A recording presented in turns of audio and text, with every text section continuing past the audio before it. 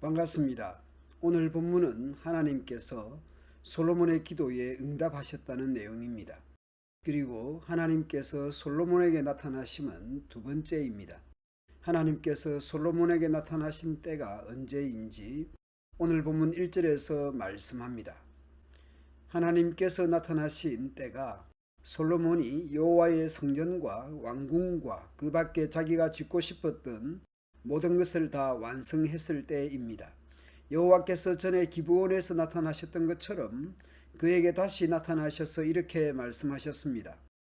열왕기상 3장을 보면 솔로몬이 기브온에서 1000번제를 드렸을 때 하나님께서 나타나셔서 내가 네게 무엇을 줄고 너는 구하라 말씀하셨습니다. 그때 솔로몬은 지혜를 구합니다. 듣는 마음을 종회해 주사 주의 백성을 재판하여 선악을 분별하게 하옵소서. 하나님께서 솔로몬의 말대로 지혜롭고 총명한 마음을 주셨습니다. 이제 성전과 왕궁을 다 건축한 후에 하나님께서 말씀합니다.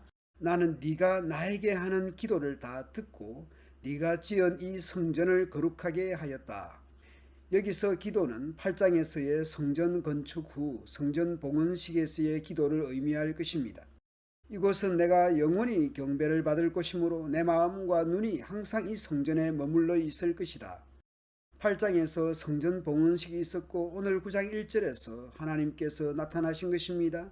그래서 마치 성전 봉헌식 직후 하나님께서 곧바로 나타나신 것처럼 보입니다만 성전 봉헌식 직후가 아니라 어느 정도의 시간적 간격이 있습니다.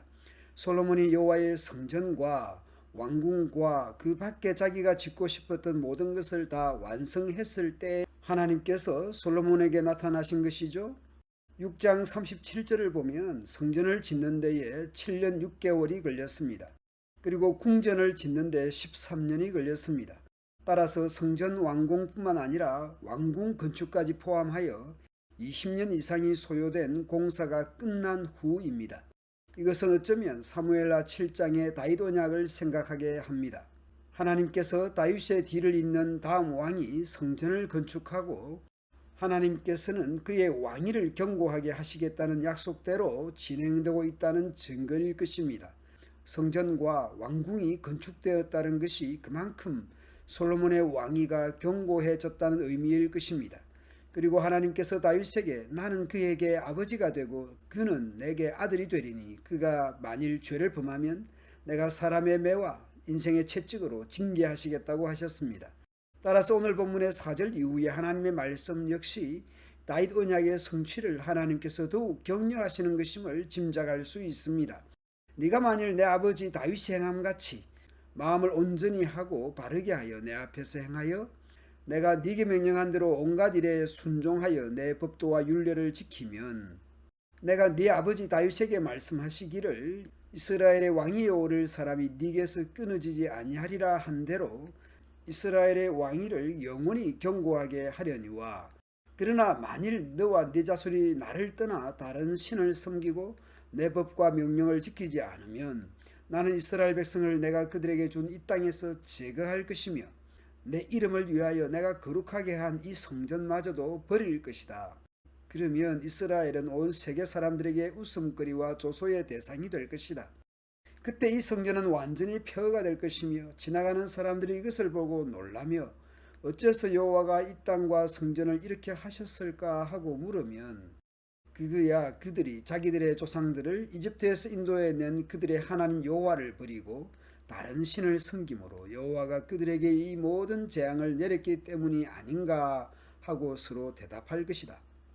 오늘 말씀에 앞서 열왕기상 3장에서도 비슷한 말씀을 했습니다. 기본 1000번제를 드린 후 여호와께서 솔로몬에게 지혜와 부귀와 영화도 주시겠다고 하시면서 그렇게 말씀했습니다. 내 법도와 명령을 지키면 내가 또 네 날을 길게 하리라. 그리고 성전 건축 즈음에도 하나님 말씀대로 살 것을 말씀했습니다. 신명기 28장에서 하나님 말씀을 순종할 때에 복을 받게 될 것이라 하셨습니다. 하나님의 백성다움은 외형적 성전의 존재보다는 실제의 삶에서 하나님의 말씀에 순종하는가, 말씀대로 사는가 하는 것이 중요할 것입니다. 신약의 우리 역시 믿음은 행함으로 입증됩니다. 말씀에 순종하는 사람이 하나님을 사랑하고 하나님을 믿는 것입니다. 하나님을 사랑하면 하나님의 말씀을 순종하는 것입니다. 하나님의 말씀을 순종하는 사람이 하나님을 사랑하는 것입니다. 하나님을 사랑하는지 하나님을 믿는지의 기준은 삶에서, 생활에서 하나님 말씀을 지키고 있는지 순종하는지로 판단할 수 있습니다.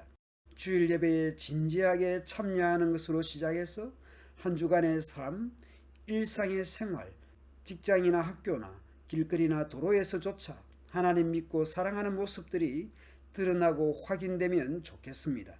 오늘도 우리의 말이나 행동이나 삶에서 하나님 사랑하는 자다운 면모들이 드러나면 좋겠습니다. 오늘도 일마다 때마다 하나님의 은혜와 평강이 여러분과 함께 하시기를 기원합니다. 감사합니다.